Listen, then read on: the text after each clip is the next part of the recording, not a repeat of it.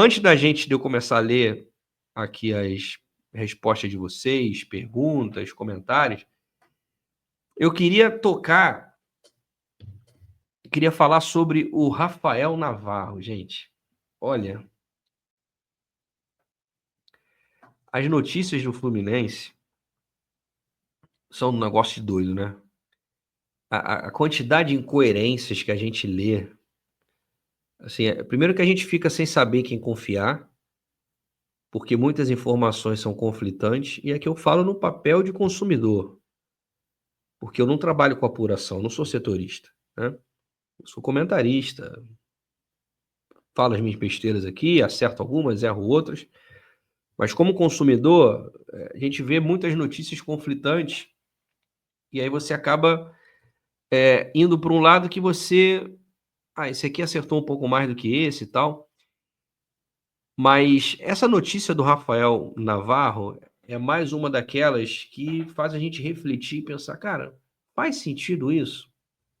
Bom, contextualizando, para vocês entenderem, a galera que ficou out desse tema. O Vitor Lessa, jornalista que vocês conhecem, do canal do Lessa, do Jornada 1902, deu uma informação dias atrás que o Fluminense estava negociando com camisa 9, um centroavante, nome guardado a 7 chaves. E aí, caramba, quem é esse jogador, cara? Aí você pensa, pô, deve ser um jogador importante. Os setoristas, o GE, por exemplo, que sempre descobre tudo, até agora eles não falaram nada. Passam os dias e hoje, né, dia 6, né, 6 de agosto, que estou fazendo aqui essa live com vocês, o GE, olha só, quem diria, descobre que o atacante que o Fluminense vinha negociando é o Rafael Navarro, jogador revelado na base do Botafogo, é um centroavante, mas não é aquele centroavante fixo, é um cara que se movimenta muito, não é aquele camisa 9, fazedor de gols, tanto que no Brasil, em 127 jogos, eu pesquisei, ele marcou 29 gols, que dá uma média ridícula de 0,22 gols por jogo. Esse camarada está jogando no Colorado Rapids dos Estados Unidos, e o Fluminense fez 3 propostas por ele. Todas elas negadas pelo clube norte-americano. A última proposta foi de 7 milhões de dólares, arredondando aí 38 milhões, 40 milhões de reais, que foi rejeitada pelo pelo clube norte-americano. Aí você pensa, primeiro que assim, a loucura de você pagar um valor desse, um valor do Canóbio, que foi outro absurdo, um jogador que nunca se destacou em lugar nenhum. Ele começou bem no Botafogo, jogou no Palmeiras, nunca foi titular absoluto do Palmeiras. Ele melhorou a média de gols dele nos Estados Unidos, até porque é uma liga mais fraca do que a brasileira.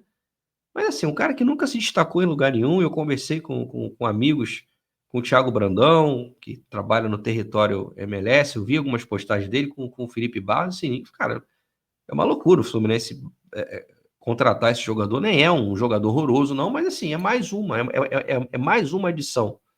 Seria mais um jogador de nível parecido com o que nós temos. Um pouquinho acima, um pouquinho abaixo, mas parecido. Então, a primeira notícia inacreditável foi essa: o Fluminense oferecer 7 milhões de dólares para o Rafael Navarro. Mas a esquisitice não para por aí. Por quê, Leandro? Porque depois o próprio Vitor Lessa confirmou que o centroavante guardado a 7 chaves era o Rafael Navarro e que o Fluminense, após tentar 3 vezes o jogador, resolveu que não vai mais contratar ou que não tem a tendência de buscar um camisa 9. Aí eu fiquei pensando nisso. Cara, peraí, tem alguma coisa errada.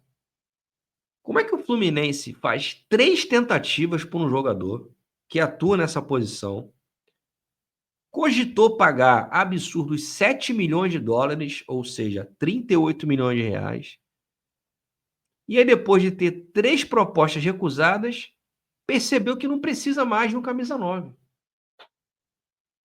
Então, o único camisa 9 que interessava a diretoria, o técnico Renato Gaúcho, era o Rafael Navarro. Era só ele. Os 38 milhões de reais era só para ele. Você não pode pegar esses 38 milhões e destinar para outro jogador, com outro camisa 9. E aí o Renato, na coletiva, depois de Fluminense Internacional, diz que está bem servido de Everaldo, Cano e John Kennedy, não é uma prioridade. Então a prioridade era só o Rafael Navarro? Dá para entender isso? Não é uma situação muito estranha? Se a prioridade fosse o Cristiano Ronaldo, fosse um jogador que, assim, tem um histórico de gols, é um cara que todo mundo, não, esse cara que eu quero. Por exemplo, o Grêmio fez não sei quantas propostas pelo Roger Guedes. Um jogador interessante, eu não sei como ele tá jogando lá no Catar, não sei se ainda tem velocidade, tá com a mesma técnica, né? Mas enfim, é um jogador que a gente conhece, sabe o potencial. E vai lá, você tentar várias vezes. Agora, o Fluminense faz 3 tentativas para o Rafael Navarro. Não consegue agora, então, então é o Rafael Navarro ou ninguém.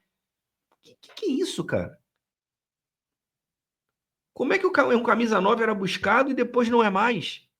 Porque o único jogador tentado, o clube não aceitou liberar. Faz sentido isso para vocês? Não é uma situação extremamente estranha? E outra, esse interesse repentino do Fluminense no futebol dos Estados Unidos. A especulação de que o Fluminense está tentando contratar os jogadores lá para poder amenizar aquela grana lá que tem para receber dos Estados Unidos. Não sei se é isso. Tudo é muito esquisito num clube sem transparência. Mas como torcedor, fico aliviado que esses 38 milhões de reais não vão ser usados para contratar mais um jogador num elenco cheio de jogadores medianos. Mas que é estranho, é. Muito estranho. E agora? Vão usar esses 7 milhões de dólares? Qual vai ser o destino dele? Para que vão usar esse? Será que vão usar? O centroavante, ele não vem mais. O dinheiro era só para o Rafael Navarro. Vão aumentar a proposta pelo Nino? Vão dar mais dinheiro para o Portland? Vocês viram lá o problema com o Santi Moreno? O cara abandonou a delegação, foi para a Colômbia. O clube norte-americano tá pé da vida com ele. Parece que ele já fez isso outra vez. Isso é outra situação também bizarra, né? O cara tá forçando para vir pro Fluminense e abandona a delegação. Aí eu vi um monte de tricolores assim, é isso mesmo, pô. O cara tá. Ao invés de pensar racionalmente, não. Fica com aquela passionalidade, né? Que é irracional. Se você bota a passionalidade no meio, a razão vai para cucuia. Todo mundo, isso aí, Mário, aumenta a proposta, contrata o cara, ele tá doido para vir, legal. Agora imagine o seguinte, esse cara tá fazendo isso com o clube dele, que ele tá lá um tempão. Aí ele vem pro Fluminense, joga bem, recebe uma proposta baixa de um clube grande europeu. Vocês acham que ele vai fazer o quê? Se ele fez com o clube dele, por que custa ele fazer com o Fluminense também? No buraquinho dos outros é refresco, né? Então vamos ter também parcimônia para analisar as coisas, né? Esse Santi Moreno, pelas informações que estão saindo, é um tremendo mau caráter. Então, se ele está fazendo isso com o clube dele, pode muito bem fazer com o Fluminense também. Né? E o Portland, ao que parece, não é um realizador de sonhos.